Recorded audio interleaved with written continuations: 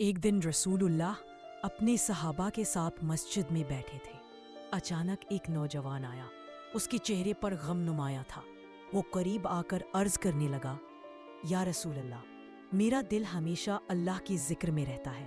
جب میں گھر جاتا ہوں، کاروبار میں جاتا ہوں، لوگوں میں ہوتا ہوں، ہر وقت میرا دل آپ کی یاد اور اللہ کی محبت میں مگن رہتا ہے۔ پھر روتے ہوئے کہنے لگا، مجھے ڈر لگتا ہے کہ دنیا کے مشاغل کہیں مجھے اللہ سے دور نہ کر دے، اور جب میں آپ کو دیکھتا ہوں تو دل کو سکون مل جاتا ہے، لیکن جب واپس چلا جاتا ہوں آپ کی جدائی مجھے بے چین کر دیتی ہے۔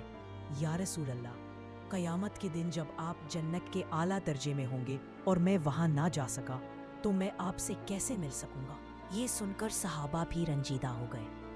رسول اللہ صلی اللہ علیہ وسلم نے اس نوجوان کی طرف پیار بھری نظر سے دیکھا، اس کے قریب آئے اور فرمایا، انسان جنت میں اسی کے ساتھ ہوگا جس کے ساتھ وہ دنیا میں محبت کرتا تھا۔ یہ جملہ سن کر نوجوان کی آنکھوں میں آنسو چھلک پڑے، اس کے چہرے پر خوشی کی روشنی پھیل گئی۔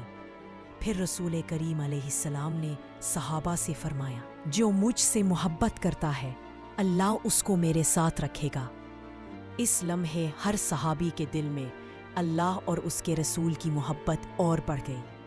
یقیناً اللہ کے رسول سے محبت کرنا دنیا اور آخرت کی بھلائی کا ذریعہ ہے۔ اللہ پاک ہمیں اپنے نبی صلی اللہ علیہ وآلہ وسلم سے سچی محبت عطا فرمائے۔